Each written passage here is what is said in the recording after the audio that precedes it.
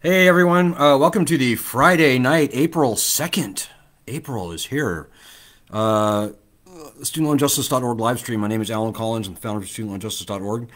We are the oldest, largest, and in many ways only grassroots group, truly and only and absolutely fighting for student loan justice. We've been around for 16 years now. We've been featured on many programs. Okay, I'm just going to get right into it, folks. I want to talk a little bit about the thing that Biden said through his spokesperson yesterday, Jen Psaki. Okay, so here's from the beginning. We started a petition, change.org/cancel student loans, March of last year, calling for the president, at that time Donald Trump, to cancel all federally owned student loans by executive order. Now, it's a key distinction. We're not talking about Congress. We're talking about the president canceling the loans by executive order. He can do this without needing to draw one dime of money from the Treasury, without adding one penny to the national debt. So in a time of COVID, where we're throwing trillions out into the economy, including in the form of these PPP loans that don't need to be repaid and that all add to the national debt, what could be more obvious than to get rid of this lending system? It's catastrophically failed. So, and by the way, we did our homework before we launched this petition. We had done an interview with Vice News many months earlier than that about whether the president even could do that. And I looked at the law frontwards and backwards. I consulted with experts, and yeah, I'm telling you guys, the Higher Education Act gives the president full, broad authority to waive, compromise, release the federal interest in student loans. So, okay, we started the petition, and lo and behold, Joe Biden essentially got elected, saying that he would cancel, he would eliminate student debt for people who went to public schools, HBCUs, etc., if they earned less than $125,000 a year. Okay, so he wins the presidency, right? Thanks in large part to the good people of Georgia, who owe like 169% of their entire state budget in student loan debt. These people are just absolutely strapped. So after the election, Joe Biden's like, oh, I don't know if I can do that. Which brings us to a month ago. So a month ago, and yeah, big disappointment, right?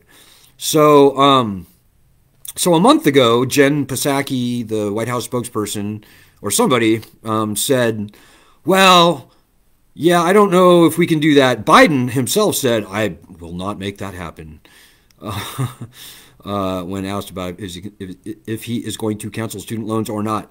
So then a month ago, they said that they were going to consult with the Justice Department about whether, in fact, he even has that authority.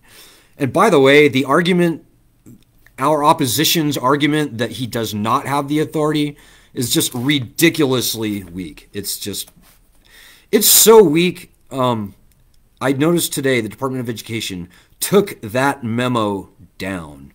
It's like they're embarrassed of it. It's such a weak argument. They're like, no, the Constitution says that no money should be drawn from Treasury unless it's approved by Congress. Well, with canceling student loans, no money is drawn from the Treasury. So that right there is an argument killer right there. We win.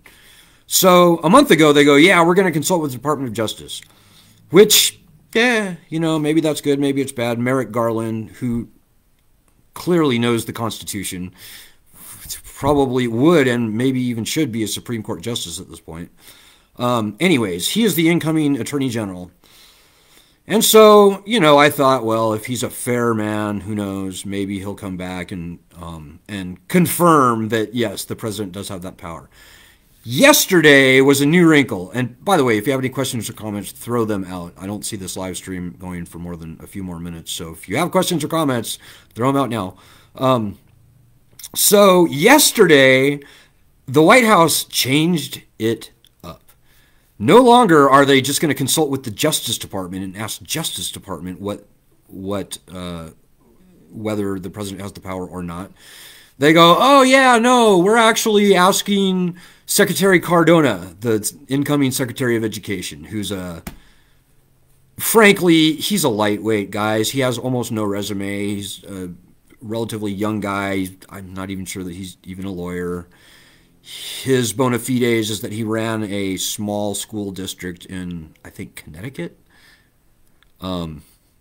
Anyways, he's like the perfect tool. Like, if I wanted to keep the lending system going, I would hire a guy like Miguel Cardona. He knows nothing about student loans, and he will do whatever the entrenched bureaucrats tell him to do. So yesterday they go, oh yeah, no, we're now asking the secretary in combination with the Justice Department to answer this question for us. And oh, by the way, the Department of Education is taking the lead. So, we already know what the Department of Education wants the answer to be. So this does not bode well for us, folks, but remember, the last word is not all this nonsense we see in the media right now. Remember, a year ago, I couldn't even get Biden to admit, like eyeball to eyeball, that bankruptcy needed to be returned to student loans. He basically shut me down in front of 300 people. It really kind of pissed me off. Well, that was over a year ago. Now, here today, or even actually before the election, not only was he 100% on board with bankruptcy, returning bankruptcy, so he claimed, but he was even calling for loan cancellation with the stuff that I said a minute ago. So whatever you might hear in the media today, don't trip, guys. Don't use this as an excuse to throw up your hands and say, there's no hope, Biden. Don't do that. That's what they want you to do. It's ridiculous. Just remember, guys, we were nowhere a year ago today. Today, not only is bankruptcy a very, very palpable reality, but even getting the loans canceled entirely is at the top of, well, up to $50,000 is at the top of the news right now. So guys, do not trip. Our opposition wants nothing more than for you to go, all right, forget it, I give up. That's what they want. But I'm here to tell you that 4 months from now, everything will be different, hopefully better. But all the rhetoric you see is going to be new. You know, things change, certainly around this issue. We got this, guys. You know, we have the final say. Don't forget, we are the people. We own this lending system. That $1.8 trillion, that has to come from somewhere. That has to come from us, ultimately. So we retain supreme and ultimate control over this thing. But a lot depends on how hard we fight. You know, I know there's a lot of people on this group, many who've been on our group for many years, who have sat on the sidelines, and every chance they get, they go, see, I told you, it's no good. It's never going to work. Well, I'm here to tell you, how far have we gotten just in the past year? We've gotten a long ways. And it wasn't because of these naysayers. It was despite these naysayers. So, and I'm not attacking anyone here, but I am saying, if you happen to be one of the naysayers who is just waiting for things to go bad and looking for a reason to say, it'll never work, this is futile, I give up. Yeah, if you're one of those people, why don't you make yourself useful for once? And instead of watching us do all the hard work to very significantly move the ball forward, so watching us work despite your discouraging comments, why don't you turn over a new leaf and help us succeed because of you instead of despite you? So think about that. So that's about it, guys. I hope everybody has a good weekend. Right now, I'm going to be saying this every day for the next couple weeks. That story that you see pasted somewhere around here is absolutely critical for getting conservatives on our side. And if we can get even a couple conservatives, governors, I don't know, attorney generals, on our side, and they should be, and they probably will be, when they learn that their state owes far more than their entire state budget in student loan debt, that's game over, guys. That's we win. There's a lot of ways we can win this right now. I've just outlined one very easy way that we can win this. But we need your help. We need you out there, sitting there, to get that report to your local or even national media. I also took the liberty of pasting the link to our Huge, and it is huge. It's like 2,000 or 3,000 emails now. Our media contact list. This contains most, I would say, of the local news stations in your state.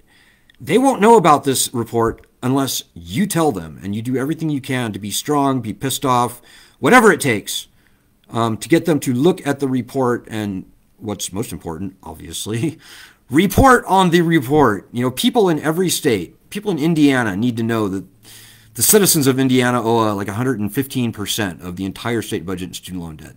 People in Georgia, people in North Carolina, South Carolina, Florida. But, you know, even the other states that don't owe exactly more than their debt, but owe like 90% of their debt, even that is very shocking and important news that the people, and maybe most importantly, the governors, need to know about. So we are the messengers, guys. You don't have to answer any of the tough questions. Just get them that report and get their eyeballs on it. That's all that's needed. And, you know, being from the state, they're more likely to listen to you than hearing it from a guy like me who has a Washington, D.C. phone number. I no longer live in Washington, D.C., by the way. I live in Wisconsin. But it starts with you guys. People listen to their viewers, the news people. Their viewers, their listeners, their audience. So please make that happen. And with that, you know, I'm going to cut it short. I said I would. We're now over 10 minutes. I'm just going to wish everybody a happy Easter. God bless everybody. Good luck. Let's make this weekend and this coming week count. And we'll see you soon. I'll see you probably maybe Sunday, but for sure on Monday. Peace.